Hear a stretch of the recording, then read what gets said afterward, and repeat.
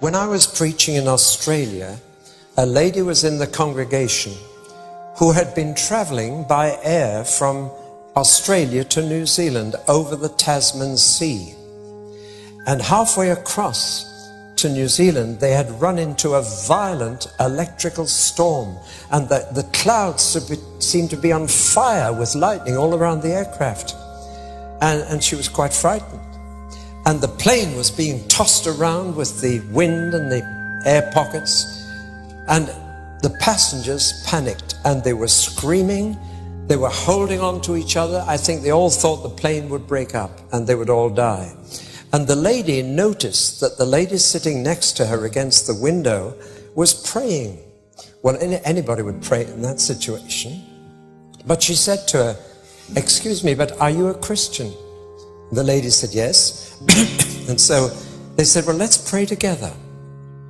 And together they said, "Lord, you stilled the storm 2,000 years ago. Please do it again.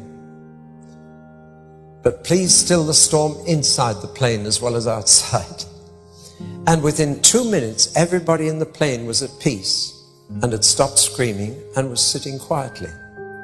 But the storm continued outside, and she had a camera, so she leant over across the new friend, and she held the camera at arm's length against the window and pressed the trigger, hoping that she might get a picture of this extraordinary sight of the lightning apparently setting the whole sky on fire.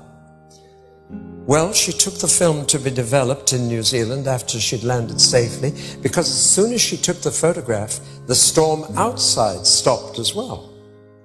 And they came into clear air and landed safely in New Zealand.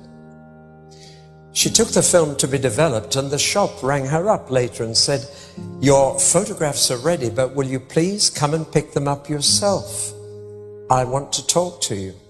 And when she went to collect the photograph, she said, "Why do you want to talk to me?" And the photographer said, "Where did you get this photograph?" And she told how she'd held the camera against the window of the plane and how the storm had stopped as soon as she took the photograph. And the photographer and his family all became Christians that afternoon. It was originally a color photograph.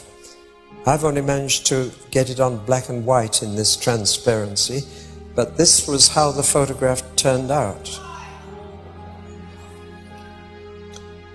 I don't think you'll be able to see the face. You will one day. But that was what the camera saw. She didn't. A figure in perfect peace, in control of the situation. I have only once in my life had the sheer privilege of having a vision of Jesus. I saw him. I can't describe his face to this day. But just to know that he was there and he was real.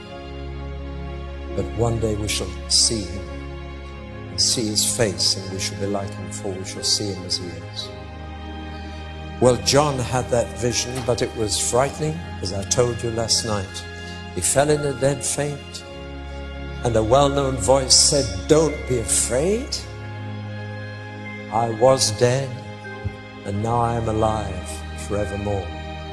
You know of every other great world leader, every other founder of a religion, you have to say they were alive and they are now dead forevermore. Only of Jesus can you say he was dead and is alive forevermore.